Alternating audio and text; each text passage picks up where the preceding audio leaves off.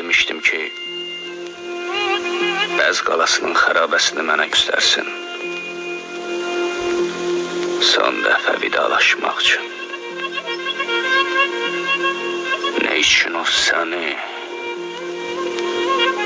miskin bir varlığı mənə göstərir?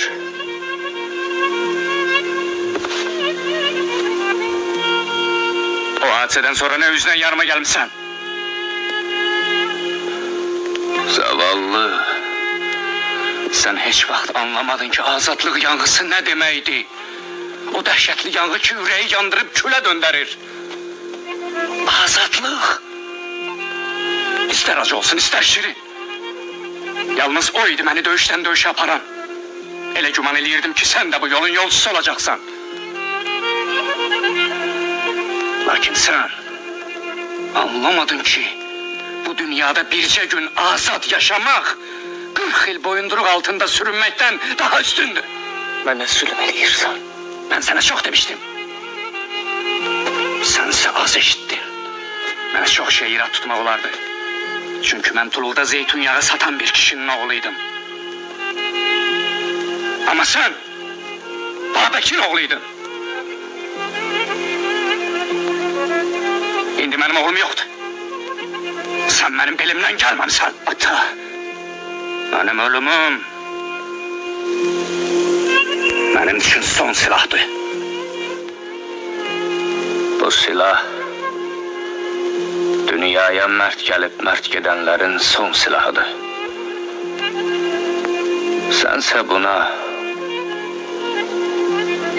layık olmadın. Yox ol.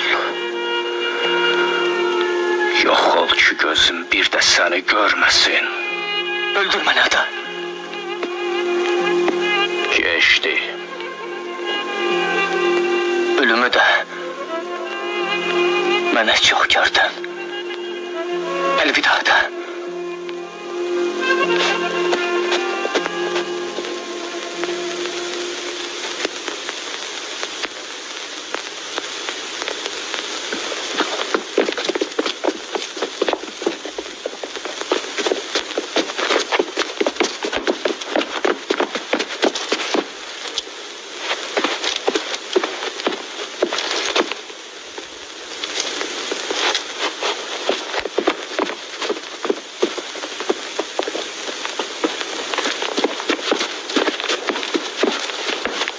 Vidalaşabilirsin oğlunla.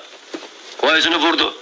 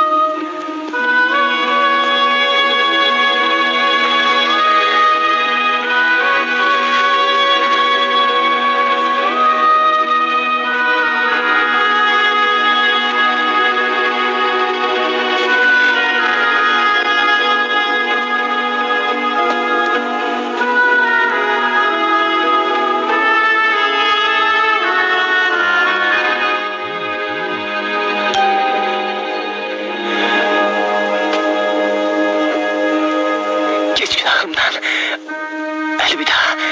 Bağışla beni. Ata.